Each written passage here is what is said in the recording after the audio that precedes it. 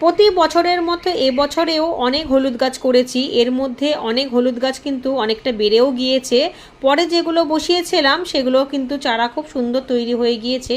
এই 12 ইঞ্চি টবের মধ্যেই অনেক হলুদ দিয়ে দিয়েছিলাম, সেখান থেকেই অনেক চারা হয়েছে।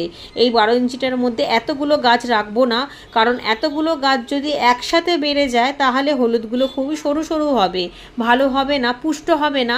আর আপনারা তো জানেন আমি এই ছাদ বাগানের হলুদগুলো তৈরি করেই সারাটা বছর কীটনাশক হিসাবে ব্যবহার করি এবং রান্নার জন্য কিছুটা নিয়ে যাই। এই দেখুন কত হেলদি চারাগুলো হয়েছে। এই এক একটা গ্রো ব্যাগের মধ্যে, এগুলো 12 ইঞ্চি গ্রো ব্যাগ, এর মধ্যে কিন্তু তিনটে তিনটে করে চারা দিয়ে দেবো। তাহলে গাছটাও যেমন ভালো হবে এবং হলুদটাও যখন তৈরি হবে ভীষণ পুষ্ট তৈরি হবে এবং মোটা মোটা হবে।